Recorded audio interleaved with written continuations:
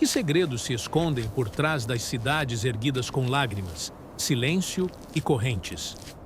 Quantas gerações trabalharam sob o peso do medo, sem imaginar que seus sofrimentos estavam sendo registrados não apenas pela história dos homens, mas pelo próprio Deus eterno? As Escrituras revelam que, no coração do Egito Antigo, duas cidades surgiram como monumentos de poder humano e, ao mesmo tempo, como testemunhas silenciosas da opressão e do início de um dos maiores atos redentores já revelados: Pitom e Ramessés. O livro do Êxodo declara com clareza solene: "E os egípcios puseram sobre eles feitores de obras, para os afligirem com suas cargas. Assim, edificaram para Faraó as cidades celeiros, Pitom e Ramessés." Êxodo 1:11. Este versículo, aparentemente simples, abre diante de nós um cenário profundo, carregado de mistério espiritual, juízo divino e propósito eterno. Pois aquilo que parecia apenas um projeto político de armazenamento e poder econômico, tornava-se, nos planos invisíveis de Deus, o palco onde a escravidão humana seria confrontada pela soberania celestial. Antes da construção dessas cidades, Israel não era um povo escravizado. As Escrituras narram que, após os dias de José, aquele que fora exaltado no Egito pela providência de Deus, Gênesis 41, 43, levantou-se um novo rei que não conhecera a José. Êxodo 1:8. A memória da fidelidade passada foi esquecida, e com o esquecimento veio o medo. O texto bíblico revela a lógica do coração humano afastado de Deus. Eis que o povo dos filhos de Israel é mais numeroso e mais forte do que nós. Eia, usemos de astúcia para com ele. Êxodo 21, 9 e 10. O temor gerou opressão. A insegurança produziu tirania. Assim começaram os dias sombrios. A Escritura afirma: "E os egípcios reduziam os filhos de Israel à servidão, e lhes fizeram amargar a vida com dura servidão, em barro e em tijolos." Êxodo 1, 13 e 14. Cada tijolo moldado carregava não apenas o peso do barro, mas o peso da injustiça humana. Cada muralha levantada testemunhava a tentativa dos homens de consolidar poder à custa da dignidade alheia. Pitom e Ramessés tornaram-se símbolos visíveis daquilo que acontece quando o coração humano, dominado pelo orgulho e pelo medo, se exalta contra os propósitos de Deus. Entretanto, a própria Escritura revela um paradoxo extraordinário. Quanto mais o povo era oprimido, mais crescia. Mas, quanto mais os afligiam, tanto mais se multiplicavam e tanto mais se espalhavam. Êxodo 1, 12. Aqui surge uma verdade que ecoa por toda a Bíblia. Nenhum poder humano consegue impedir aquilo que Deus determinou. Nem correntes, nem decretos reais, nem estruturas erguidas pela força conseguem sufocar a promessa divina. O Senhor havia dito a Abraão: "Multiplicarei sobremaneira a tua descendência." Gênesis 17, 2. E nenhuma política de opressão poderia anular aquilo que fora decretado pela palavra do Deus Altíssimo. À luz da própria Escritura, podemos compreender que essas cidades não eram apenas centros de armazenamento material. Elas também representavam a tentativa humana de construir segurança independente de Deus. O Egito acumulava riquezas, provisões e estruturas, enquanto ignorava que a verdadeira segurança pertence somente ao Senhor, como está escrito: "Se o Senhor não edificar a casa, em vão trabalham os que a edificam."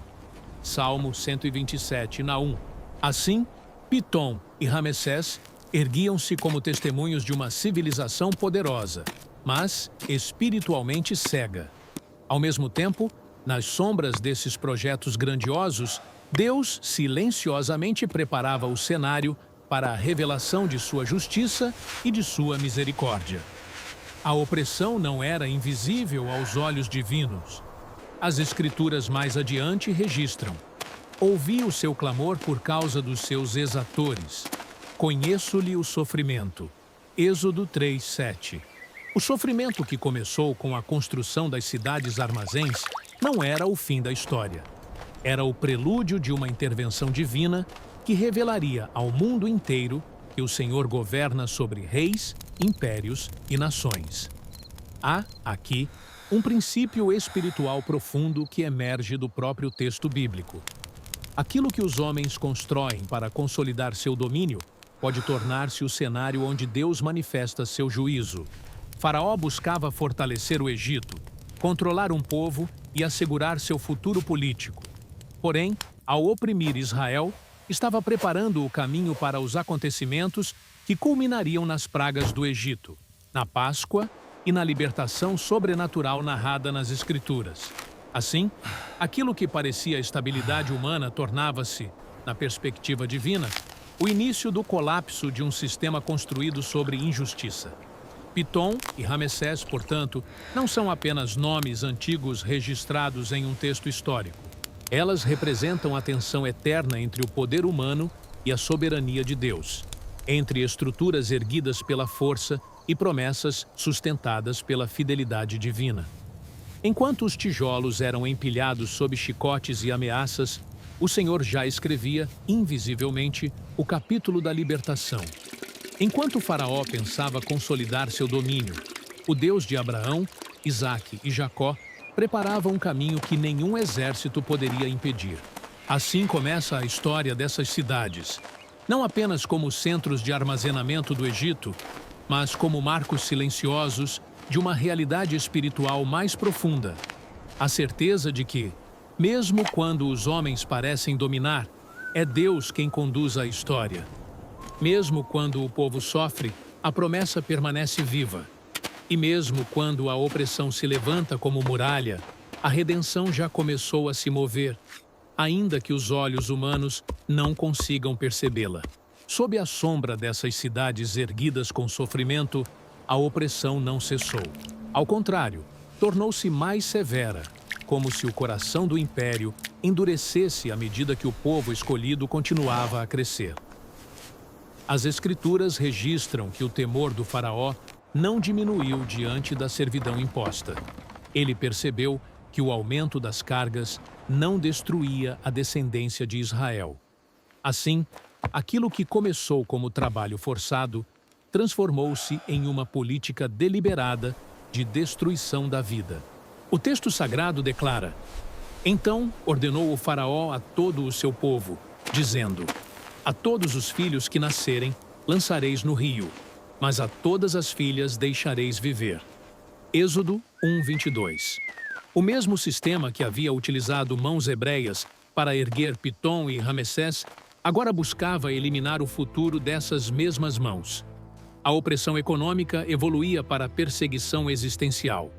Não bastava explorar o povo, era preciso impedir que ele continuasse existindo. Aqui se revela um padrão espiritual que percorre toda a narrativa bíblica. Quando o poder humano se exalta contra os propósitos de Deus, ele não apenas domina, ele tenta apagar aquilo que Deus prometeu preservar. Entretanto, a própria Escritura demonstra que nenhum decreto humano pode anular aquilo que o Senhor estabeleceu desde a eternidade. A promessa feita a Abraão de que sua descendência seria numerosa e se tornaria uma grande nação, Gênesis 12:2, 15:5, não poderia ser destruída pelas águas do Nilo nem pela autoridade de um trono terrestre.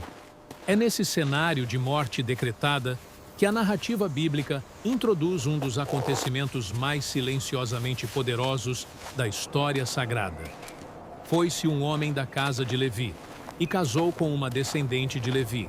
E a mulher concebeu e deu à luz um filho. E vendo que era formoso, escondeu-o por 3 meses. Êxodo 2:1-2. Enquanto cidades monumentais eram erguidas sob vigilância e força militar, o plano de Deus avançava escondido no interior de uma casa simples. O império controlava tijolos e armazéns, mas não podia controlar a providência divina. Quando já não era possível ocultar a criança, sua mãe tomou uma atitude que ecoa como um testemunho de fé diante do perigo. Colocou o menino em um cesto e o deixou entre os juncos do rio. Êxodo 2:3. Aos olhos humanos, parecia um ato de desespero. À luz da Escritura, era um ato de confiança silenciosa na soberania de Deus. O mesmo rio que recebia as vítimas do decreto real tornava-se o caminho pelo qual o Senhor preservaria aquele que, futuramente, seria instrumento de libertação. A narrativa continua declarando que a filha de Faraó encontrou o menino e teve compaixão dele. Êxodo 2, 5, 6. Aqui se manifesta um princípio recorrente nas Escrituras. Deus é capaz de agir até mesmo dentro das estruturas de poder que parecem se opor a ele. O palácio, que simbolizava a opressão, tornava-se o lugar onde o libertador seria criado. Aquilo que parecia improvável aos homens era, na verdade, a manifestação silenciosa do governo divino sobre todas as coisas. Pois o coração do rei é como um ribeiro de águas nas mãos do Senhor. A tudo quanto quer o inclina. Provérbios 21:1. Enquanto Pitom e Ramessés continuavam a funcionar como centros de armazenamento do Egito, Deus preparava algo infinitamente maior do que o acúmulo de provisões materiais. O Senhor estava levantando um instrumento para revelar seu poder, não apenas para libertar um povo da escravidão física, mas para manifestar ao mundo que nenhum império é absoluto diante do Deus que fez os céus e a terra. O nascimento preservado daquela criança demonstrava que a história não estava sendo conduzida pelos decretos de Faraó, mas pela fidelidade do Senhor às suas promessas. À luz das próprias Escrituras, podemos compreender que a intensificação da opressão não significava abandono divino, mas preparação histórica para uma revelação maior. Séculos depois, os profetas recordariam esse período como prova de que Deus vê o sofrimento de seu povo e intervém no tempo determinado. O Senhor mesmo declararia: Eu vi atentamente a aflição do meu povo, ouvi o seu clamor e desci para livrá-lo. Êxodo 3, 7 e 8. Assim, os dias sombrios da construção das cidades armazéns e da perseguição contra os recém-nascidos não eram sinais de derrota, mas o prelúdio de uma libertação que revelaria a glória divina diante das nações. Existe também uma dimensão espiritual profunda nesse momento da narrativa bíblica. O Egito representa, dentro do próprio desenvolvimento das Escrituras, um símbolo recorrente da escravidão e do domínio humano que se levanta contra Deus. Israel, oprimido e aparentemente impotente, torna-se figura da fragilidade humana diante das estruturas de poder deste mundo. Contudo, a preservação do menino que viria a conduzir o êxodo aponta para uma verdade central, revelada repetidas vezes nas Escrituras. Deus frequentemente inicia suas maiores obras de redenção em cenários de aparente fraqueza, para que fique evidente que a libertação não vem da força humana, mas da mão do Senhor. Assim, enquanto os celeiros do Egito se enchiam, outro tipo de história estava sendo armazenada diante dos olhos de Deus: a história das lágrimas, das orações silenciosas e da fé perseverante de um povo que ainda não via a libertação, mas cuja esperança permanecia sustentada pela promessa divina. As cidades de Faraó cresciam em imponência, mas, invisivelmente, crescia também o cumprimento de um plano que nenhum governante poderia deter. O império acumulava provisões. Deus preparava redenção. Os anos passaram, e o menino preservado das águas cresceu dentro dos muros do próprio império que escravizava o seu povo. As Escrituras declaram: Moisés foi educado em toda a ciência dos egípcios e era poderoso em palavras e obras. Atos 7, 22. Assim, aquele que nascera sob sentença de morte foi formado no centro da cultura, da administração e do poder do Egito. Nada disso aconteceu por acaso.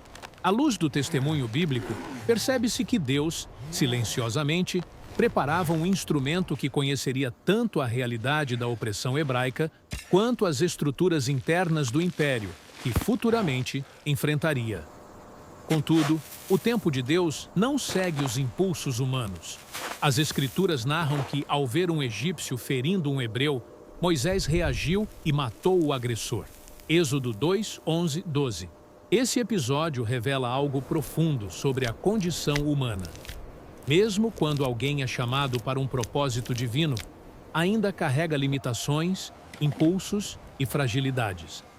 A libertação que Deus realizaria não viria pela força humana, nem por revoltas precipitadas, mas pelo agir soberano do Senhor no momento determinado. Assim, Moisés foi levado ao exílio em Midian, Êxodo 2:15, e os anos de anonimato tornaram-se parte da preparação divina.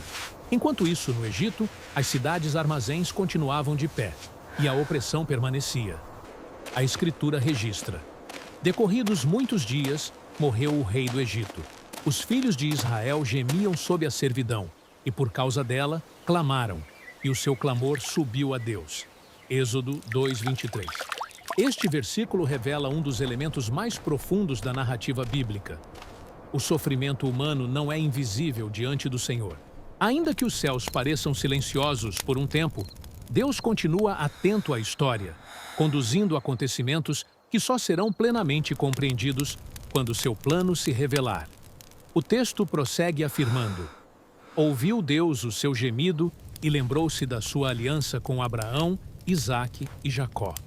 Viu Deus os filhos de Israel e atentou para a sua condição. Êxodo 2:24-25. A expressão lembrou-se não indica esquecimento anterior, mas, conforme a própria linguagem bíblica frequentemente demonstra, significa que chegou o tempo determinado para a ação visível de Deus na história. A promessa feita aos patriarcas não havia sido anulada pelos séculos de escravidão, nem pelas construções monumentais do Egito, nem pela força política de Faraó. O Senhor permanecia fiel. Foi nesse contexto que ocorreu um dos encontros mais solenes registrados nas Escrituras. No deserto de Midian, enquanto Moisés apacentava o rebanho, apareceu-lhe o anjo do Senhor numa chama de fogo, no meio de uma sarça. Êxodo 3:2. A sarça ardia e não se consumia. Um sinal visível de que o Deus eterno se revelava não apenas como Criador, mas como o Senhor que intervém na história humana. Quando Moisés se aproximou, ouviu a voz que mudaria o curso da história. Eu sou o Deus de teu pai, o Deus de Abraão, o Deus de Isaque e o Deus de Jacó.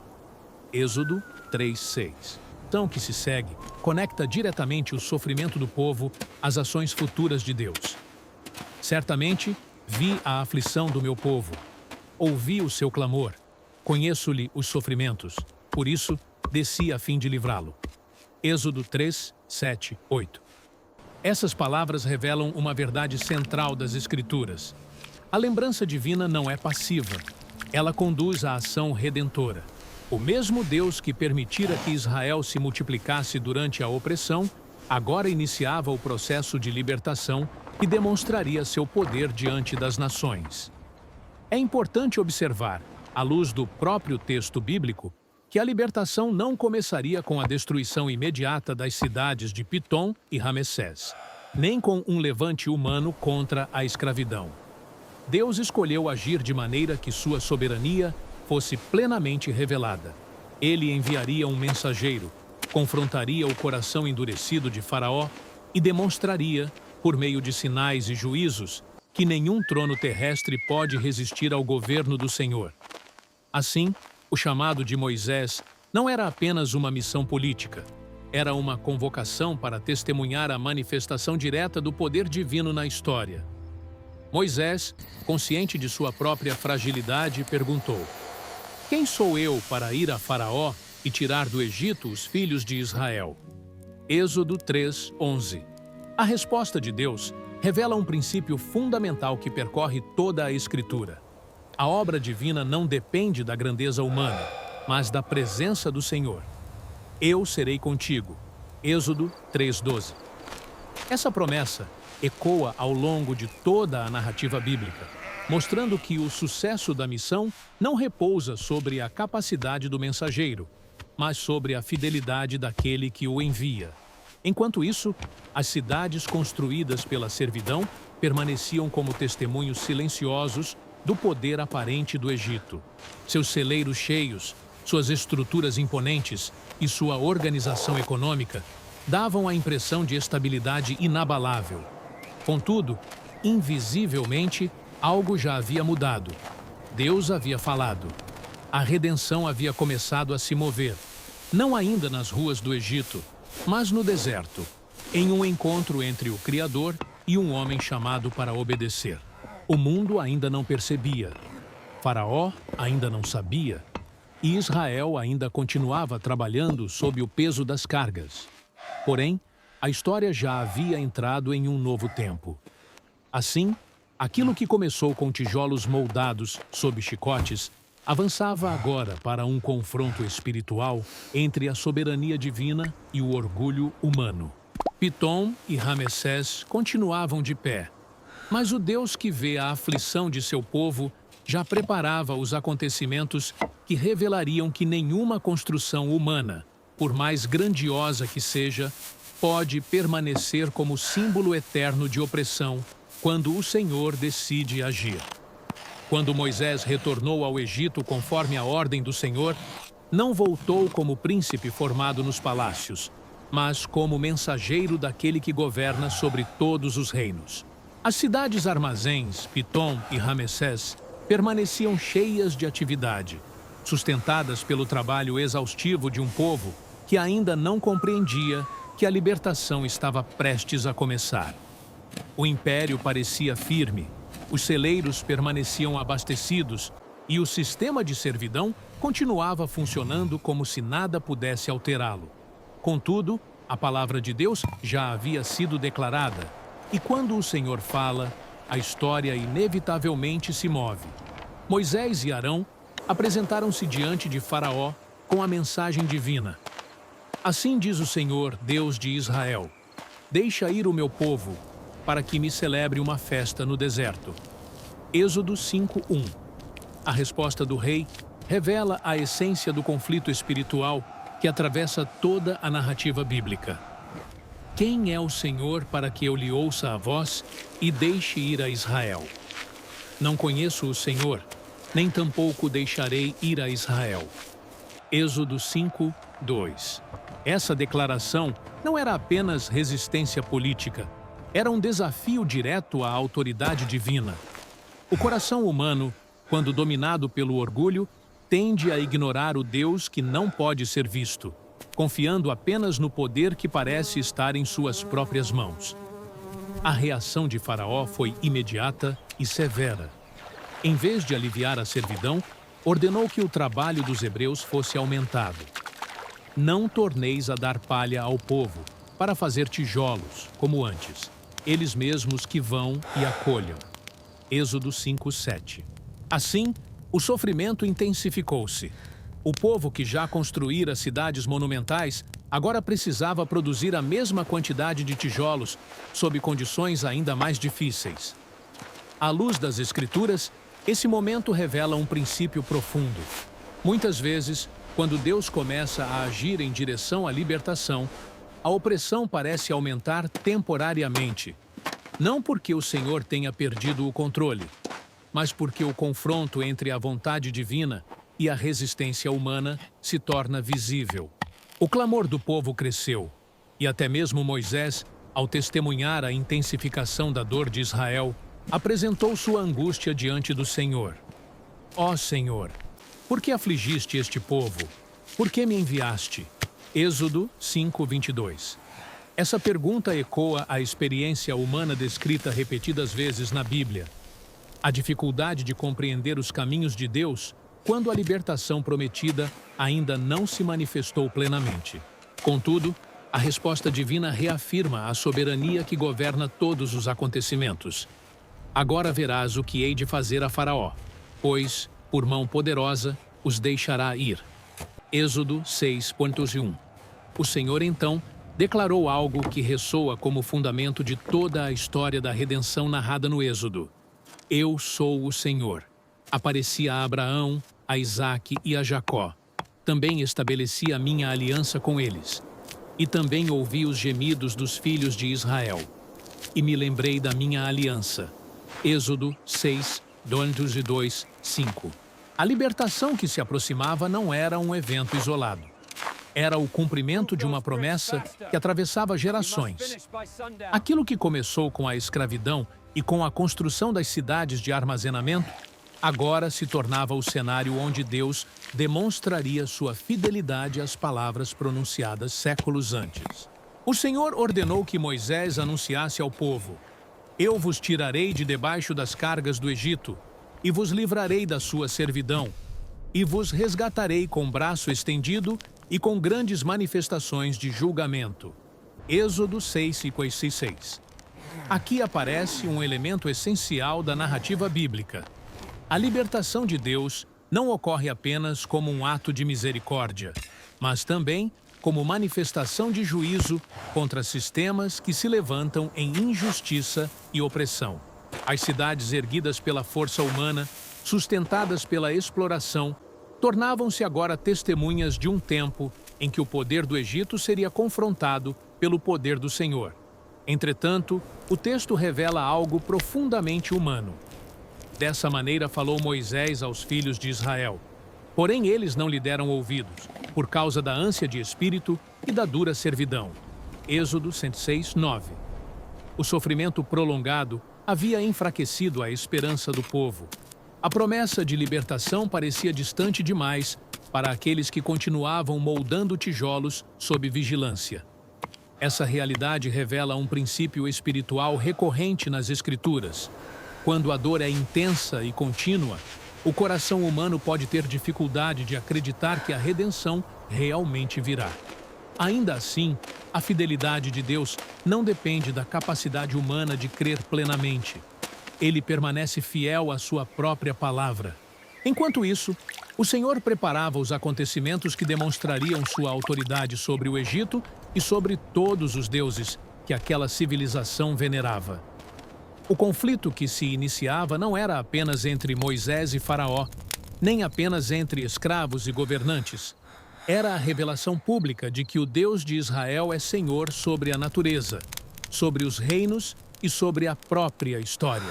As pragas que se aproximavam seriam sinais visíveis dessa verdade, manifestações de que nenhum sistema de poder humano pode permanecer intacto quando desafia a justiça divina.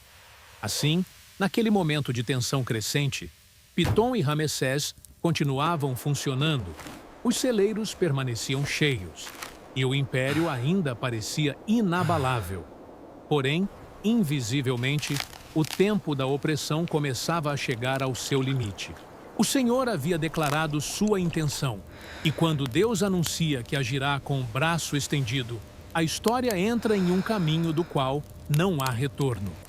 O mesmo povo que fora forçado a construir cidades para fortalecer o domínio de Faraó, estava prestes a testemunhar que nenhuma construção humana, por mais poderosa que pareça, pode resistir ao dia em que o Senhor decide revelar seu juízo e manifestar sua libertação. O confronto entre o Senhor e o poder do Egito começou a tornar-se visível diante de todos. Aquilo que antes estava oculto, a promessa divina, o chamado de Moisés, o tempo determinado por Deus, agora começava a se manifestar por meio de sinais que abalariam não apenas a terra do Egito, mas também a confiança do império em sua própria força. As cidades armazéns continuavam de pé, os celeiros permaneciam cheios, e o sistema econômico que dependia do trabalho hebreu ainda parecia sólido. Contudo, o Senhor começava a demonstrar que nenhuma estrutura humana é permanente quando se levanta contra sua vontade. Deus declarou a Moisés: Eu endurecerei o coração de Faraó e multiplicarei na terra do Egito os meus sinais e as minhas maravilhas. Êxodo 7:3. Este endurecimento, à luz do próprio testemunho das Escrituras, revela um juízo progressivo sobre um coração que repetidamente rejeitou a palavra divina. Faraó já havia desprezado a ordem do Senhor, aumentando a opressão e recusando-se a ouvir. Agora, o conflito se tornaria público, visível e inegável. O objetivo não era apenas libertar Israel, mas revelar ao mundo quem é o verdadeiro Senhor. Os egípcios saberão que eu sou o Senhor, quando estender a mão sobre o Egito. Êxodo 7:5. As pragas começaram a cair sobre a terra. Águas transformadas em sangue, invasões de rãs, enxames de insetos, doenças sobre o gado, trevas sobre o país. Cada evento demonstrava que o Deus de Israel governa sobre a natureza, sobre a vida e sobre os elementos que sustentam a existência humana. Enquanto isso, as cidades construídas pelos hebreus continuavam como testemunhas silenciosas do que estava acontecendo. Aquelas estruturas que simbolizavam o poder econômico do Egito agora existiam em um país progressivamente abalado pelos juízos divinos. Apesar dos sinais, o coração de Faraó permanecia resistente. As Escrituras repetem diversas vezes que ele endurecia o coração e não deixava o povo partir. Essa insistência revela um princípio espiritual profundo. Quando o orgulho domina o coração humano, mesmo evidências claras da ação de Deus podem ser rejeitadas. O poder político, a estabilidade econômica e a confiança nas próprias estruturas faziam Faraó acreditar que ainda podia resistir. Pitom e Ramessés continuavam funcionando, e talvez, aos olhos do império, aquilo fosse sinal de que tudo ainda estava sob controle. Contudo, a Escritura revela que a estabilidade aparente muitas vezes antecede a queda daqueles que resistem à justiça divina. Então, veio o anúncio do juízo final, que atingiria diretamente a estrutura do Egito: a morte dos primogênitos. O Senhor declarou: à meia-noite passarei pelo meio do Egito, e todo primogênito na terra do Egito morrerá. Êxodo 11, 4, 5. Esse momento não era apenas uma demonstração de poder, era o clímax de um confronto que começara quando Faraó decidiu oprimir Israel e decretar a morte dos recém-nascidos hebreus. Aquilo que o Egito havia semeado retornava agora como juízo, mostrando que Deus é justo e que nenhuma injustiça permanece eternamente sem resposta. Ao mesmo tempo, Deus instituiu a Páscoa, ordenando que o povo marcasse suas portas com o sangue do Cordeiro. Êxodo 12, 7, 13. Aqui surge uma revelação profundamente espiritual dentro da própria narrativa bíblica. A libertação não viria apenas pela manifestação do juízo sobre o Egito, mas também pela provisão de um meio de salvação para o povo. O sangue sobre as portas simbolizava que a preservação não dependia da força humana, mas da obediência à palavra de Deus. Séculos depois, as Escrituras revelariam que esse evento apontava para uma realidade maior, quando Cristo seria chamado de nosso Cordeiro Pascal, 1 Coríntios 5, 7, mostrando que o plano redentor de Deus sempre esteve em movimento ao longo da história. Naquela noite decisiva, o Egito foi abalado. Levantou-se Faraó de noite, e houve grande clamor no Egito, pois não havia casa em que não houvesse morto. Êxodo 12:30. O império que parecia invencível foi confrontado por uma realidade que nenhum exército poderia impedir. Nem as cidades armazéns, nem os celeiros cheios, nem o poder político foram capazes de proteger o Egito do juízo divino. Aquilo que parecia segurança revelou-se incapaz de salvar. Assim, tornou-se evidente que a verdadeira proteção não está nas estruturas humanas, mas na submissão ao Senhor. Então, Faraó chamou Moisés e Arão e declarou: levantai-vos, saí do meio do meu povo, ide, servi ao Senhor. Êxodo 12:31. O mesmo governante que havia resistido repetidamente agora reconhecia que não podia continuar lutando contra o Deus de Israel. O sistema que utilizara o trabalho hebreu para construir cidades e fortalecer o império começava a perder sua base. Os trabalhadores escravizados estavam prestes a partir, e com eles partiria também a falsa sensação de estabilidade que sustentava o poder egípcio. Assim, Enquanto Israel se preparava para sair, Pitom e Ramessés permaneciam de pé como monumentos silenciosos de um tempo de opressão que chegava ao fim. Aqueles tijolos moldados sob sofrimento tornavam-se testemunhas de uma verdade eterna. Nenhum poder humano, por mais organizado e forte que pareça, pode resistir quando Deus decide executar seu juízo e cumprir suas promessas. O Senhor havia dito: "Eu vos tomarei por meu povo e serei vosso Deus." Êxodo 6 e 7. E agora essa palavra começava a se cumprir diante dos olhos de toda a nação. A madrugada da libertação chegou silenciosa, mas carregada de um peso espiritual que atravessaria gerações.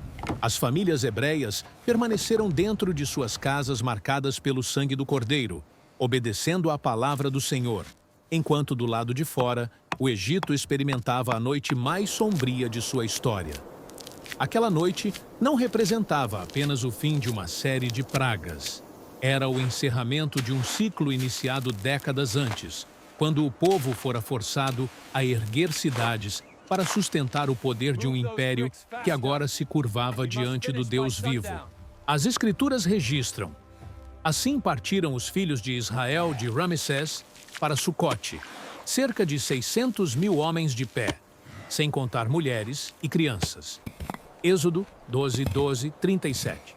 O detalhe é profundamente significativo. A partida começou exatamente de uma das cidades que haviam sido construídas com o trabalho forçado do próprio povo. O lugar que simbolizava a servidão tornou-se o ponto de início da libertação. Aquilo que fora cenário de opressão passou a ser testemunha da fidelidade divina. Assim, o Senhor demonstrava que nenhum local marcado pela dor está fora do alcance de sua redenção. Pitom e Ramessés permaneceram como construções físicas do Egito, mas perderam aquilo que lhes dava força: o povo que sustentava sua existência. Sem os hebreus, as cidades que haviam servido ao acúmulo de riquezas tornaram-se símbolos de um sistema que tentou consolidar poder pela exploração e acabou sendo abalado pelo juízo de Deus. A Escritura mostra repetidas vezes que estruturas erguidas pela injustiça podem permanecer por algum tempo, mas não permanecem como fundamento eterno. O Senhor é quem estabelece e remove reinos, conforme mais tarde declararia o profeta. Ele muda os tempos e as estações, remove reis e estabelece reis. Daniel 2:21. A saída do Egito não foi apenas um movimento geográfico, foi uma transição espiritual. O povo que durante anos havia vivido sob ordens humanas, agora começava a aprender o que significa viver sob a direção direta de Deus. A nuvem durante o dia e a coluna de fogo durante a noite, Êxodo 13, 21 e 22, tornaram-se sinais visíveis de que a libertação não era apenas libertação do trabalho forçado, mas o início de um relacionamento de aliança, no qual o Senhor guiaria, ensinaria e disciplinaria seu povo. Entretanto, a narrativa bíblica não apresenta a libertação como um final simples e imediato. O mesmo Faraó que permitira a saída do povo voltou atrás em sua decisão e perseguiu Israel com seus exércitos. Êxodo 14, 5, 7. Esse momento revela novamente um princípio espiritual recorrente nas Escrituras. Muitas vezes, após o início da libertação, surgem confrontos que parecem ameaçar aquilo que Deus começou. O povo, diante do mar e cercado pelo exército egípcio, temeu e clamou. Êxodo 14, 10, 12. Aos olhos humanos, a saída do Egito parecia prestes a terminar em desastre. Mas foi nesse cenário que o Senhor revelou, de maneira definitiva, que a libertação não dependia da capacidade humana, e sim do poder divino. O Senhor pelejará por vós, e vós vos calareis. Êxodo 14, 14, declarou Moisés. O mar se abriu, o povo passou em terra seca, e o exército que simbolizava a força militar do Egito foi derrotado. Êxodo 14, 21, 28. Assim, A história iniciada com a construção das cidades-armazéns encontrou um desfecho que demonstrou ao mundo inteiro que nenhuma estrutura de poder humano pode impedir aquilo que Deus determinou cumprir. À luz de toda a narrativa bíblica, Pitom e Ramessés permanecem como lembranças solenes de duas realidades espirituais que atravessam a história humana.